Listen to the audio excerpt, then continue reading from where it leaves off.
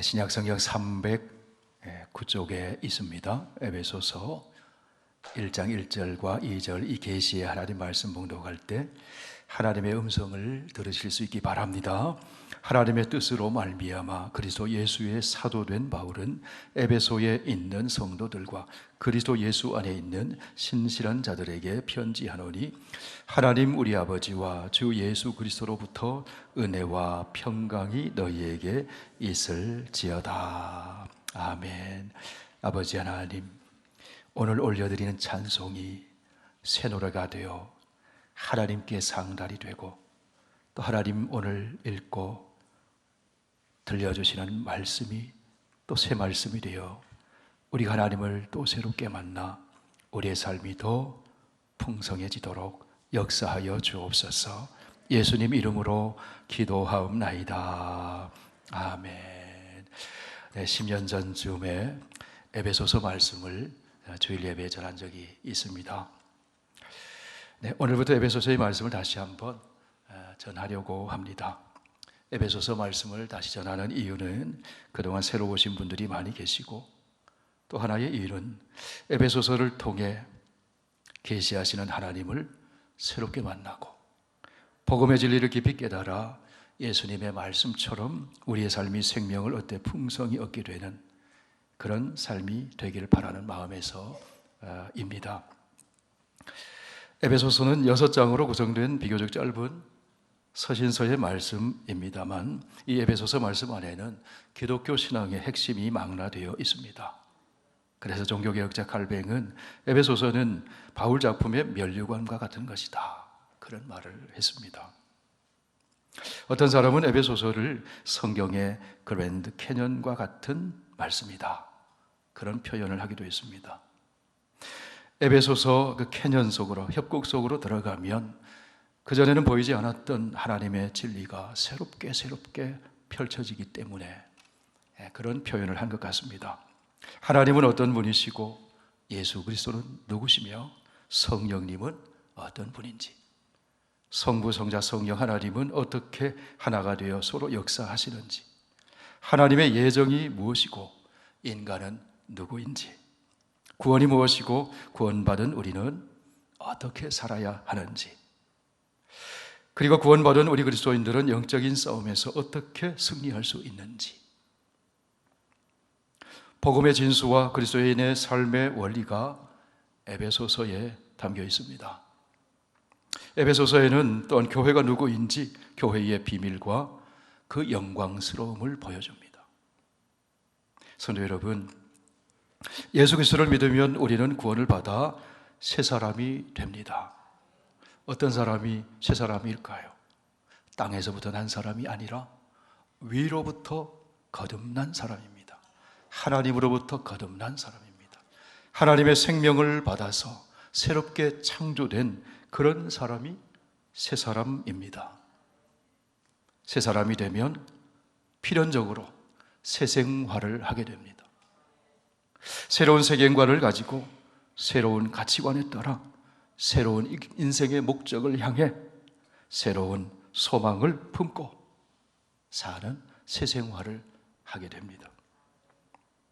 그리고 새 생활을 하는 사람들이 모여 그리스도 안에서 새 사회를 이루어가게 됩니다. 새 사람, 새 생활, 새 사회는 다름 아닌 하나님의 새 언약 백성의 공동체인 교회를 말합니다. 새 사회인 교회는 이 땅에서 천국을 경험하고 보여주는 선험적 하나님 나라의 공동체입니다. 교회만이 보여줄 수 있는 겁니다. 에베소서를 함께 배워나갈 때에 우리는 이런 질문을 던질 수 있어야 합니다. 나는 새 사람인가? 나는 새 생활을 하고 있는가? 나는 새로운 사회를 이루며 살고 있는가? 한번 따라해 보실까요? 나는 새 사람인가?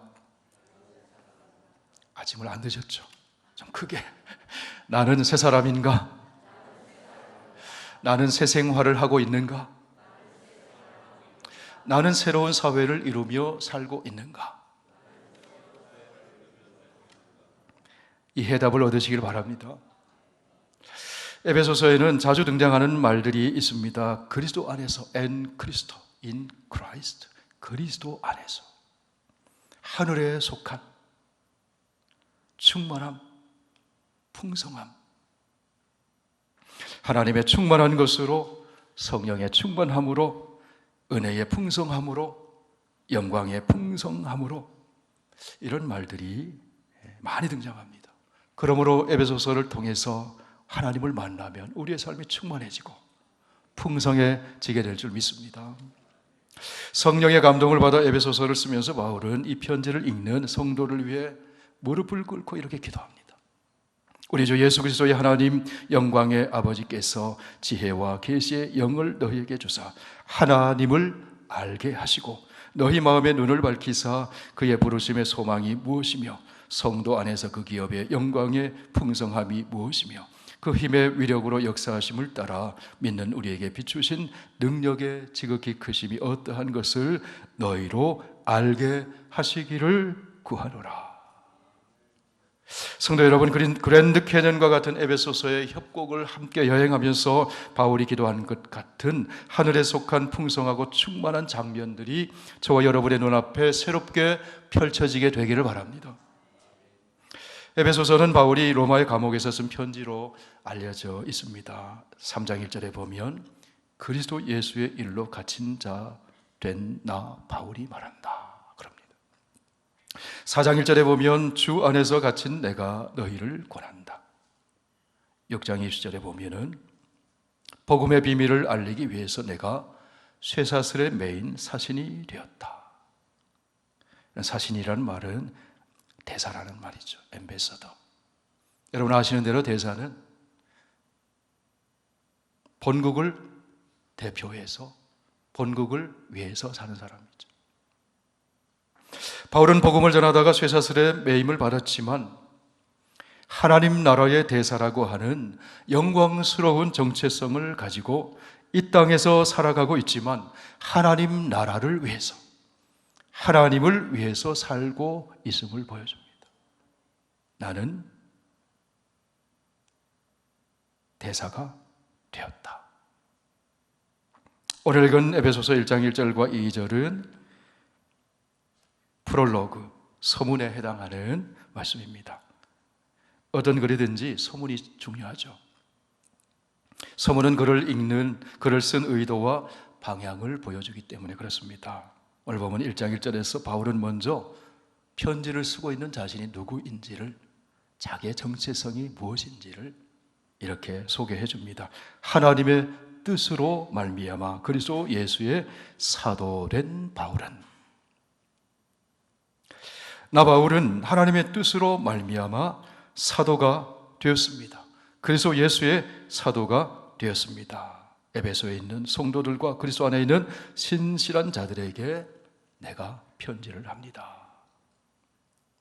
바울이 그리스도로의 사도가 된 것은 내 뜻이 아니라, 사람의 뜻이 아니라 하나님의 뜻으로 된 것이라는 거죠. 편지를 쓰고 있는 바울은 자신을 그렇게 소개하고 있어요. 사도라는 말은 아포스톨로스라는 말을 쓰는데요, 하나님의 택하심을 받고 부르심을 받아서 다시 보내심을 받았다, 보냄을 받았다, 그런 뜻입니다. 바울은 하나님의 부르심을 받고 보내심을 받은 사람이라는 것입니다. 무엇을 위해서요? 복음을 위해서, 하나님 나라를 위해서, 하나님의 영광을 위해서 보냄을 받은 대사라는 거예요. 사도라는 거죠. 성도 여러분, 여러분은 하나님의 보내심을 받은 사람들이신가요? 무엇을 위해 보내심을 받은 사람들입니까?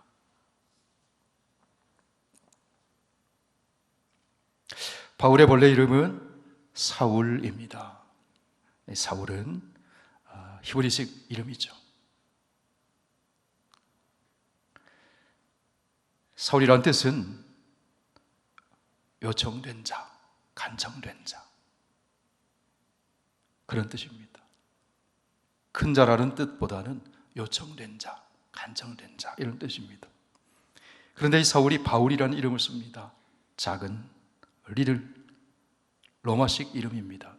영어로 우리 이 사울, 이 바울 이름 많이 쓰죠? 폴. 유대인이자 로마 시민이었던 바울은 어려서부터 두 가지 이름을 사용했던 것으로 보입니다. 사울은 예수 그리스도를 만난 이후 사울과 바울이라는 두 이름을 함께 사용을 합니다. 그러다가 이방인을 대상으로 복음을 전할 때는 이제 사울이라는 이름 대신에 로마식 이름인 바울이라는 이름을 주로 사용합니다. 바울은 본래 예수 믿는 사람을 박해하고 죽이던 사람이었습니다. 그런데 그 바울이 부활하신 예수 그리스도를 만났습니다. 그리고 예수 그리스도의 보내심을 받아 사도가 되었습니다. 사도가 되고 싶어 된 것이 아닙니다. 자기 뜻대로 된 것이 아닙니다. 하나님의 뜻으로 말미암아 사랑의 영이신 성령의 기름 부으심을 받아서 사도가 된 거예요. 사랑의 영이신 성령의 기름 부음을 받으면 위로는 하나님을 사랑하게 됩니다. 그리고 그 사랑이 흘러 넘쳐서 이웃으로 옆으로 향해 나가게 됩니다. 사랑의 영이 가득 차서 그렇게 흘러가는 겁니다. 사랑의 영, 하나님의 사랑이 흘러가면 생명이 살아나는 일이 일어납니다. 율법 종교의 선생으로 살 때 바울은 하나님 사랑하는 열심은 있었지만 사랑의 영, 성령의 기름 부으심을 받지 않았어요. 그래서 그 사랑이, 하나님 사랑이 이웃 사랑으로 흘러가는 것이 아니라 이웃을 해치고 죽이고 파괴시키는 일을 했습니다. 그런데 부활하신 예수 그리스도를 만나고 하나님의 영, 사랑의 영, 성령의 기름 부음을 받아서 사도로 보냄을 받아 이제 사랑하며 사는 사람이 됩니다. 사랑의 열매는 생명을 살리는 거죠. 그렇게 보냄을 받았다는 거예요. 고린도전서 15장에 보면은 바울은 이렇게 자기 간증을 합니다.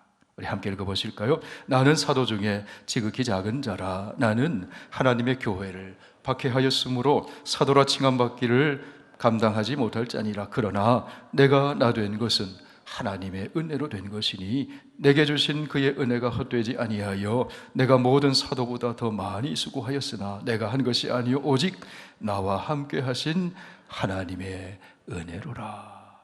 내가 사도 된 거 하나님의 은혜라는 거예요. 자격이 없었는데, 박해하던 사람이었는데 하나님이 긍휼히 여기시고 불쌍히 여기시고 용납해 주시고 사랑해 주시고 불러주시고 보내주셔서 사도가 됐다는 거예요.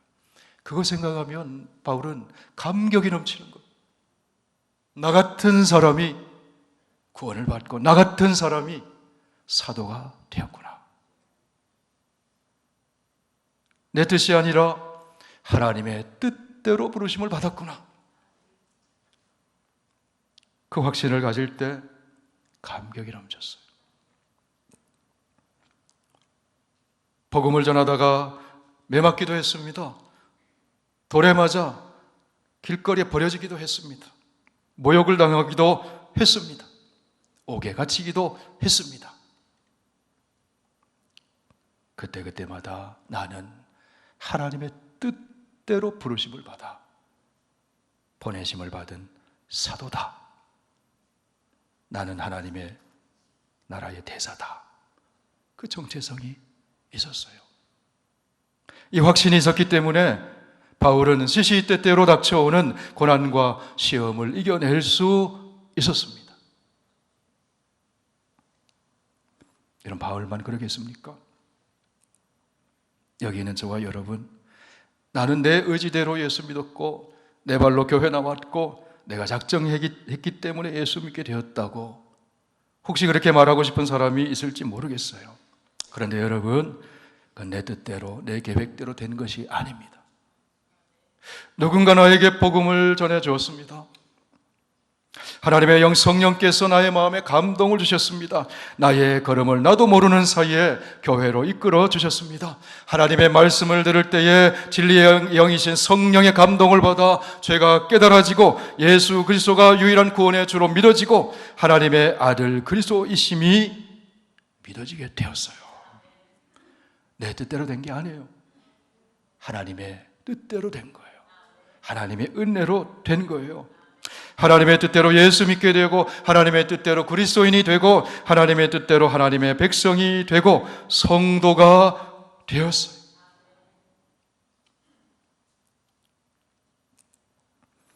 오늘 설교 제목이 뭡니까? 무엇인가요? 누가요? 저를 따라 한번 말씀해 보세요. 나는 하나님의 뜻대로 부르심을 받은 사람입니다. 할렐루야. 여러분, 이것이 신앙의 첫 출발이에요. 신앙은 나에게서부터 출발하는 것이 아니라 하나님으로부터 출발되는 겁니다. 내가 먼저 주님을 찾아간 것이 아니라 주님이 먼저 나를 찾아오셨어요. 내가 먼저 주님을 택한 것이 아니라 주님이 먼저 나를 택하셨습니다. 내가 먼저 주님을 사랑한 것이 아니라 주님이 먼저 나를 사랑하셨습니다. 나에게서 하나님에게로 가는 것이 먼저가 아니에요. 하나님으로부터 나에게 구원이 임했어요. 땅에서부터 하늘을 향해 신을 찾아가는 것이 아니에요. 그건 타 종교가 행하는 종교관입니다. 초월에서 은혜로, 하늘에서 땅으로 하나님이 임마누엘 하셔서 우리에게 찾아오신 거예요.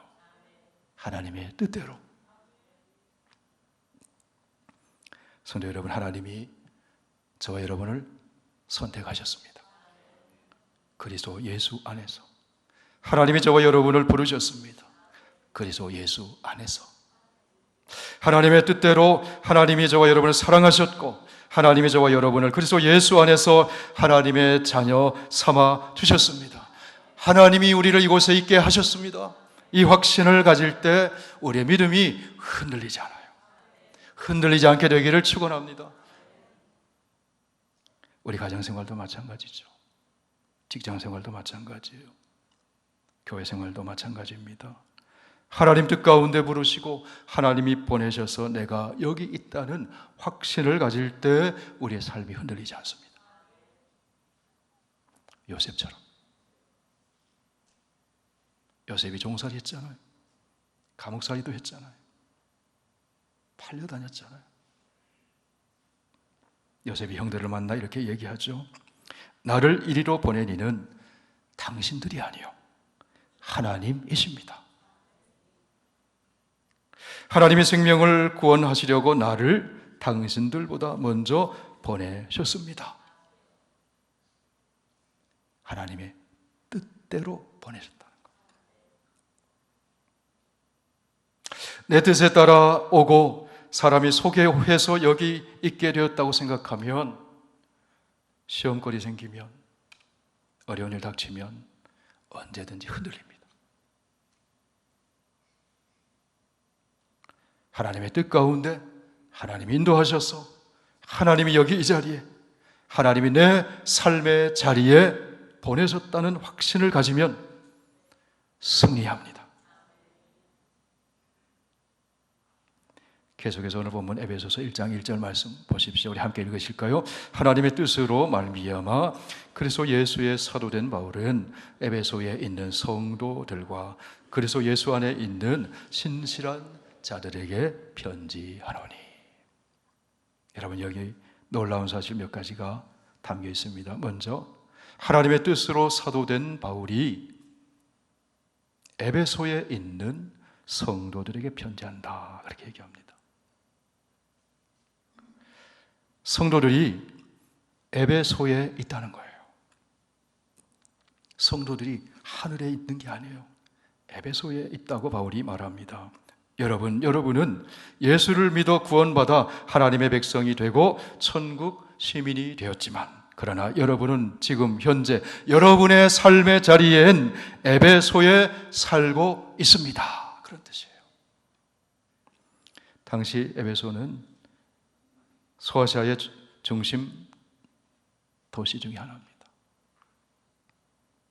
세계 7대 불가사의로 꼽히는 다이애나, 이 아데미 신전이 에베소에 있었습니다. 우상 숭배의 중심 도시였습니다. 타락한 도시였습니다. 죄악된 도시였습니다. 사치와 풍요와 향락의 도시였습니다. 그 도시에, 그 에베소에 성도 여러분들이 지금 있습니다. 그런 뜻이에요. 여러분, 저와 여러분이 미국에 있습니다. 워싱턴주에 있습니다. 페더럴 웨이에 있습니다. 성도로 있습니다. 그런데 이 워싱턴주 페더럴 웨이라는 이 지역 도시가 만만한 도시가 아닙니다. 5월이 되면 제가 사는 집 근처에 벤치가 하나 있는데요. 거기에 요마 작은 꽃이 놓여 있어요.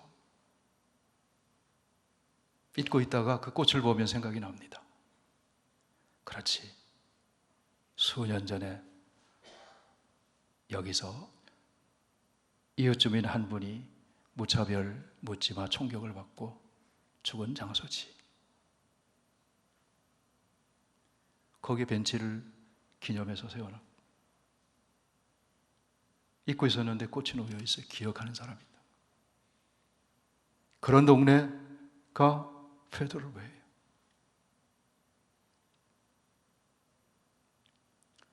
우상 숭배와 폭력과 향락과 도덕과 윤리가 무너져 있는 타락한 도시. 미국의 도시들이 그렇잖아요. 페더럴 웨이도 그렇잖아요. 그런데 우리는 지금 그런 도시에 살고 있습니다.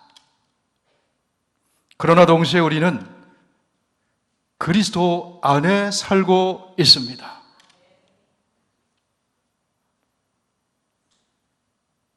우리의 주소는 하늘의 주소와 땅의 주소가 있잖아요.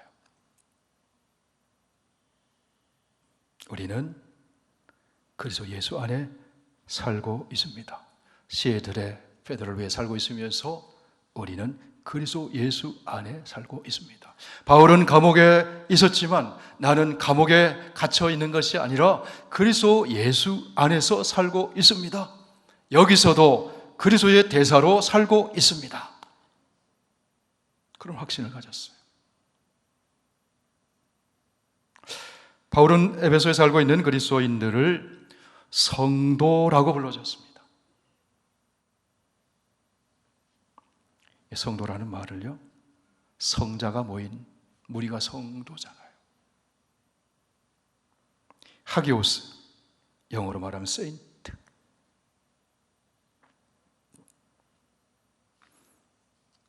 놀라운 말이죠. 1절 말씀을 제가 이렇게 한번 읽어보겠습니다. 하나님의 뜻으로 말미암아 그리스도 예수의 사도된 바울은 에베소에 있는 성자들과 그래서 예수 안에 있는 신실한 자들에게 편지하노라. 성도는 성자들의 모임. 도덕적으로 윤리적으로 깨끗하고 흠이 없다는 말이 아니에요. 하나님으로부터 부름받고 거듭나서 구별되었다는 거예요. 새 사람이 되었다는 거예요. 하나님 나라의 시민이 되었다는 거예요. 예수 안에 있는 생명받아 하나님 나라의 백성으로 구별되었다는 겁니다. 그 성도가 타락한 도시 에베소에, 미국 땅에 살고 있다는 거예요.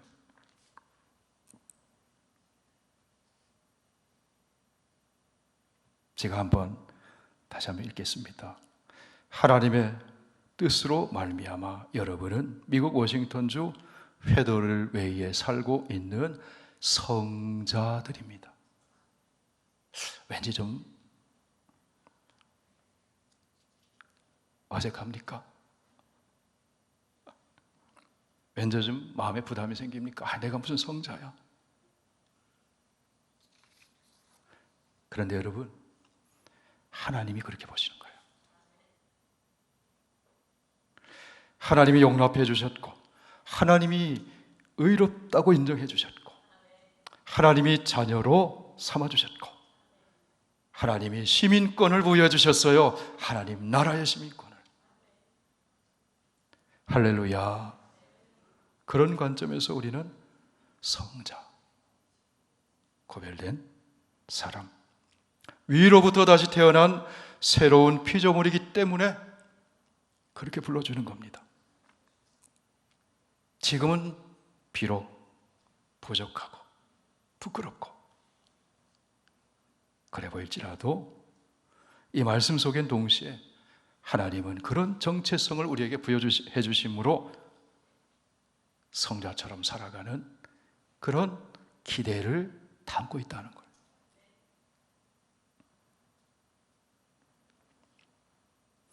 어거스틴이 이런 말을 하죠. 과거는 기억 속에 있는 현재다. 미래는 기대 속에 있는 현재다. 우리는 과거에 사는 것도 아니고 미래에 사는 것도 아니고 영원히 현재에 산다. 맞습니까? 기대 속에 있는 현재를 사는 거예요. 하나님이 기대하시잖아요. 하나님 나라 천국 시민으로 우리를 그렇게 불러주셨잖아요. 그 기대를 오늘 내가 가지고 와서, 그럼 천국을 오늘 여기 가져와서 사는 것이 성도인 줄 믿습니다. 성자라고 불러줄 때 부끄럽지만 그러나 주님이 그렇게 인정해 주신다는 거죠. 여러분, 그런 기대를 가지고 사시길 축원합니다. 사도 바울은 그런 기대를 가지고 이런 믿음의 고백을 합니다. 너희 안에서 착한 일을 시작하신 이가 그리스도 예수의 날까지 이루실 줄을 우리는 확신하노라. 착한 일을 시작하신 분, 로마서 8장에 보면 하나님의 아들의 형상을 본받도록 우리를 불러주셨잖아요. 그러므로 우리는 이런 고백을 할 수 있어야 합니다. 잘 따라 해보실까요? 하나님, 마침내 제가 그렇게 되겠네요. 할렐루야. 하나님이 인정해 주시고 하나님이 받아주시고 하나님이 기대해 주시는 그런 모습으로 살게 되겠네요. 아니, 오늘 그렇게 살아갈 수 있습니다. 성령의 감동 가운데. 그게 성도예요. 에베소에 살지만, 타락한 도시에 살지만, 시애틀에 살지만, 죄악된 도시에 살지만, 그러나 그리스도 안에서 하나님 나라의 시민으로, 자녀로, 성자로 살아가는 거죠. 그게 여기 계신 그분들이 저와 여러분인 줄 믿습니다. 또한 바울은 그리스도 예수 안에 있는 신실한 자들에게 편지한다, 그렇게 말합니다. 이 신실한 자는 페이스풀한 사람, 보증수표처럼 믿을 만한 사람. 여러분, 이 땅에서 누구를 믿을 수 있습니까? 여러분이 교회에서 누구를 믿을 수 있습니까? 누가 믿을 만한 사람입니까?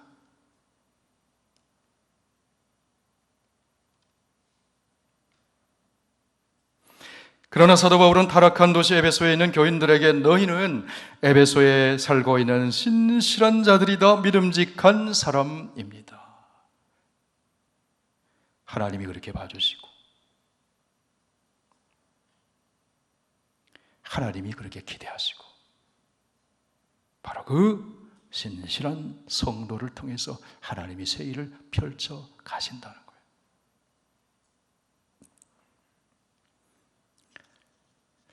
안디옥 교회 성도들이, 그리스도인들이 많이 늘어났습니다. 사랑의 교제를 나누고 믿는 자가 더해지고 새로운 사회의 모습을 보여줬어요. 그러자 사람들이 이 안디옥 교회 사람들을 이렇게 부릅니다. 저들은 그리스도인이다. 리틀 크라이스트. 저들은 예수 닮은 작은 예수다. 에베소에 살고 있지만 저들은 성도다, 신실한 자들이다. 페드로에 살고 있지만 저들은 그리스도인이다. 신실한 자들이다. 하나님이 우리를 그렇게 믿어주시고 그렇게 믿을 만한 사람으로 바꿔가시고 오늘도 기대하고 계신다는 사실을 여러분 기억하시길 바랍니다. 우리는 참 부족하잖아요. 저와 여러분은.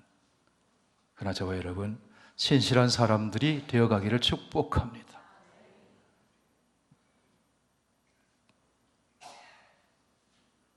저 사람은 예수 믿으니 믿을만해. 저 사람은 페드로웨이 선교교회 교인이니 믿을만해. 그렇게 될 수 있기를 축원합니다. 성령이 그렇게 만들어주실 줄 믿습니다. 하나님 의지하면 되는 거죠. 이제 오늘 본문 2절 말씀 보시기를 바랍니다. 바울은 타락한 도시 에베소에 살고 있는 성도들에게 이렇게 인사를 합니다. 같이 읽습니다. 하나님 우리 아버지와 주 예수 그리스도로부터 은혜와 평강이 너희에게 있을지어다. 은혜는 카리스, 헬라식 인사죠. 평강은 에이레네, 히브리식 이름입니다. 인사입니다. 샬롬. 바울은 이 두 가지 인사법을 연결해서 에베소 교회 성도들에게 인사를 합니다. 기독교식인 새로운 인사입니다. 그렇다면 여러분, 은혜가 무엇일까요? 은혜는 하나님의 창조 목적에서 벗어난 피조물을 회복하고 구속하시는 하나님의 사랑의 행위를 은혜라고 합니다. 하나님으로부터 오는 죄인들에게 값없이 주시는 하나님의 사랑, 하나님의 구원, 하나님의 호의, 하나님의 축복, 하나님의 돌보심, 그게 은혜입니다. 여러분, 저와 여러분에게 하나님께서는 이미 많은 은혜를 베풀어 주셨습니다. 앞으로도 우리에게 필요한 것은 하나님의 은혜입니다. 계속 은혜 받아야 합니다. 그 은혜가 여러분에게 있기를 원합니다. 바울이 그렇게 인사를 하고 있어요. 그 은혜가 있어야지 승리하는 거죠. 은혜가 있어야 죄도 깨달아지고, 은혜가 있어야 믿음도 성장하고, 은혜가 있어야 진리도 깨달아지고, 은혜가 있어야 감사와 기쁨이 있게 되는 것입니다. 혹시 여러분 가운데 감사와 기쁨이 시들해졌으면 이렇게 기도하십시오. 하나님, 은혜를 주십시오.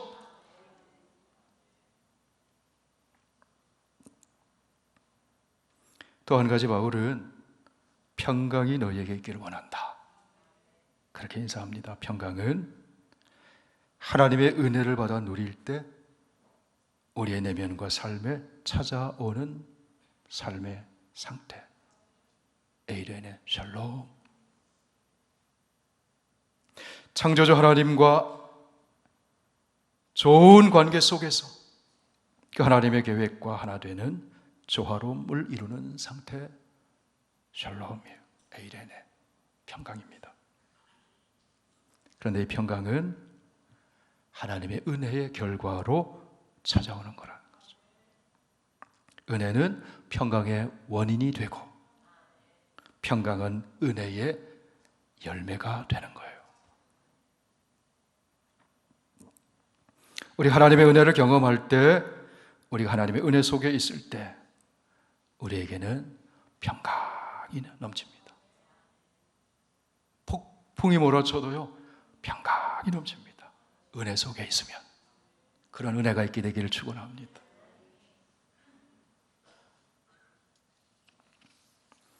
오늘 사도 바울은 에베소 교회 성도들에게 인사를 합니다. 우리 2절 한 번 더 같이 읽으십시다. 하나님 우리 아버지와 주 예수 그리스도로부터 은혜와 평강이 너희에게 있을지어다. 바울의 이 아름다운 축복의 인사가 바로 오늘 미국 땅 페드럴웨이에 살지만 하나님의 뜻대로 부름받아 예수 그리스도 안에서 하나님 나라의 시민이요 성도로 살아가는 우리에게 주시는 하나님의 축복의 말씀인 줄 믿습니다. 저와 여러분의 삶 속에 하나님 우리 아버지와 주 예수 그리스도께서 부어주시는 은혜와 평강이 언제나 넘쳐나게 되기를 축원합니다. 기도드리겠습니다.